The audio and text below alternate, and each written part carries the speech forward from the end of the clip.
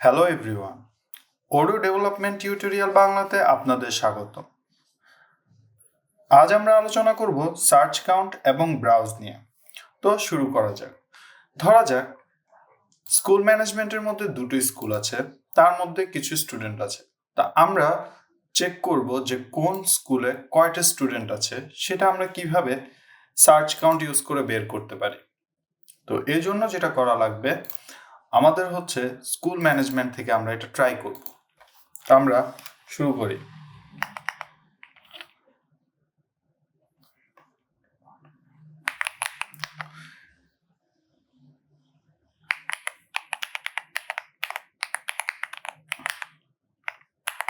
তো আমরা একটা ফাংশন লিখলাম যে অ্যাকশন সার্চ। আমরা যেটা করব এখানে, আমরা হচ্ছে একটা ফর লুপ চালাবো, ফর রেকর্ডিং সেলফ স্টুডেন্ট নং। তার মানে আমরা কয়জন স্টুডেন্ট আছে সেটা বের করব। তো এটা বের করব কিভাবে? প্রথমে আমরা যেটা লিখবো সেটা হচ্ছে সেলফ ডট ইএনভি।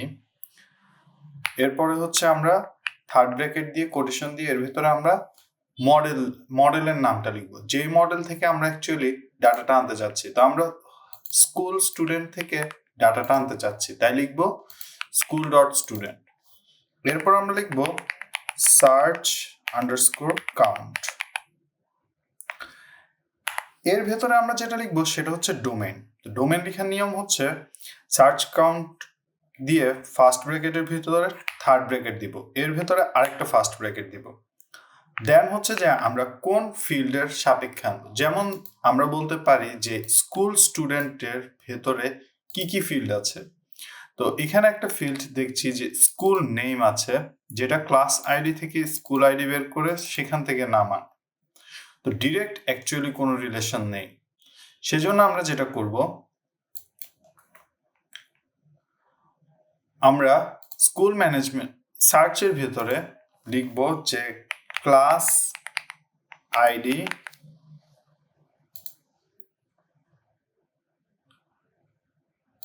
তো ক্লাস আইডি যখন লিখবো তখন আমরা স্কুল ডট ক্লাসে চলে যাব। তো ক্লাস আইডি থেকে আমরা হচ্ছে স্কুল আইডি পেয়ে যাব। তো আমরা লিখবো class ID dot school ID. এখন এটার সাথে কি ম্যাচ করব? ম্যাচ করানোর জন্য আমরা কোটেশনের ভিতরে লিখবো ইকুয়েশন, দেন আরেকটি কমা দিব, কমা দিয়ে লিখবো রেকর্ড ডট আইডি। তার মানে হচ্ছে আমরা স্কুলের যে আইডিতে বর্তমানে থাকবো সে আইডির সাথে ম্যাচ করব যে স্টুডেন্টদের যে ক্লাসগুলো আছে ওই ক্লাসের ভেতরে কোন কোন স্কুলের আইডিটি বর্তমানে আমরা থাকা স্কুলের আইডির সাথে ম্যাচ করে। তো বেশি কিছু করব না, আমরা জাস্ট এটা প্রিন্ট দিয়ে দেখব। আমরা যদি প্রিন্ট লিখি,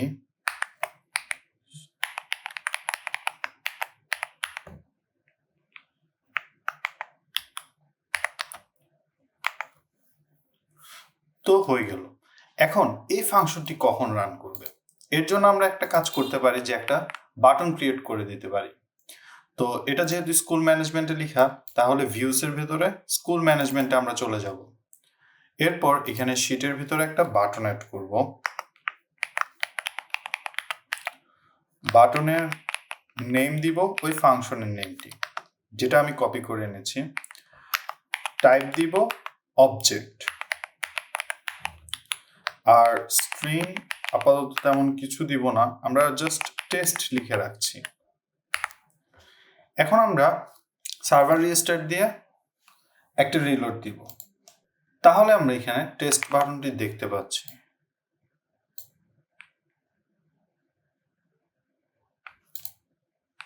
তো আমরা টেস্ট বাটনটি দেখতে পাচ্ছি। এখন যদি আমরা টেস্ট বাটনে ক্লিক করি, তাহলে আমরা এখানে দেখতে পাবো যে স্টুডেন্ট নং 5। তার মানে হচ্ছে যে এই যে একই স্কুল আছে, একই স্কুলের মধ্যে 5 জন স্টুডেন্ট রয়েছে। আমরা যদি একই স্কুল থেকে মণিপুরি স্কুলে গিয়ে টেস্টে ক্লিক করি, তখন আমরা দেখতে পাচ্ছি যে স্টুডেন্ট নং 3। তার মানে মণিপুরি স্কুলে রয়েছে 3 জন স্টুডেন্ট। তো এভাবে আমরা চাইলে সার্চ কাউন্ট ইউজ করতে পারি। তো এখন আমরা দেখাবো কিভাবে আমরা ব্রাউজ মেথডটা ইউজ করতে পারি। ব্রাউজ মেথড ইউজ করার জন্য আমরা সেম এক্সাম্পলটি ইউজ করব, কিন্তু একটু অন্যভাবে। যেমন দেখা যাক, এখানে আমাদেরকে লিখতে হবে সেই ক্ষেত্রে ব্রাউজ দিয়ে এখানে আমরা একটা স্পেসিফিক আইডি দিব। তাহলে যেটা করবে, ব্রাউজ ইউজ করে স্কুল ডট স্টুডেন্ট মডেলের ওই রেকর্ড আইডিটি এখানে শো করবে। এখন আমরা যদি এখানে চলে যাই এবং স্কুল স্টুডেন্টের, যেমন আমরা ধরে নিলাম কামরুল ইসলামের আইডি কত দেয়া আছে 2, তাহলে আমাদেরকে এখানে কি করা লাগবে, ব্রাউজের মধ্যে 2 লিখা লাগবে। এখন যদি আমরা ব্রাউজের মধ্যে 2 দিই, তার মানে বোঝা যাচ্ছে যে স্কুল স্টুডেন্ট মডেলের যার আইডি 2, শুধুমাত্র তার রেকর্ডটি দেখাবে। তো আমরা সেটা প্রিন্ট করে দেখব। কিভাবে দেখব, আইডিস ডট নেম, আমরা যদি নাম দেখতে চাই সেক্ষেত্রে শুধু ডট নেম দিব। এখন যদি আমরা একটা রিস্টার্ট দিয়ে রিলোড দিই, আমাদেরকে যাওয়া লাগবে স্কুল ম্যানেজমেন্ট। এখন আমরা একে স্কুল থেকে যে দিচ্ছি, তাহলে আমরা দেখছি যে কামরুল ইসলামের নামটি চলে এসেছে।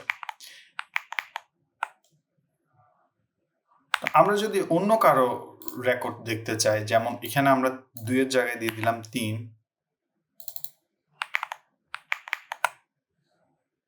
এখন যদি আমরা টেস্টে ক্লিক করি, তাহলে আমরা দেখতে পাচ্ছি যে আরেকজন স্টুডেন্টের নাম নিয়ে এসেছে যার আইডি হচ্ছে 3। এভাবে আমরা ব্রাউজ মেথডটি ইউজ করতে পারি। তবে বলে রাখা ভালো, ব্রাউজ মেথডে মাঝে মাঝে কোনো ডাটা নাও থাকতে পারে। সেই ক্ষেত্রে আমরা কি করব, সেই ক্ষেত্রে আমরা যেটা করব, ইফ ইউজ করব। তো ইফ স্টুডেন্ট আইডিস, শুধুমাত্র স্টুডেন্ট আইডিস লিখলে ভ্যালিড ডাটা নাও দেখাতে পারে। তাই আমরা যেটা লিখব, এক্সিস্ট। যদি স্টুডেন্ট আইডির মধ্যে কোনো ডাটা এক্সিস্ট থাকে, তাহলে শুধুমাত্র আমাদেরকে এর রেকর্ডগুলো দেখাবে। তো এই ছিল আমাদের সার্চ কাউন্ট এবং ব্রাউজ মেথড। ধন্যবাদ সবাইকে।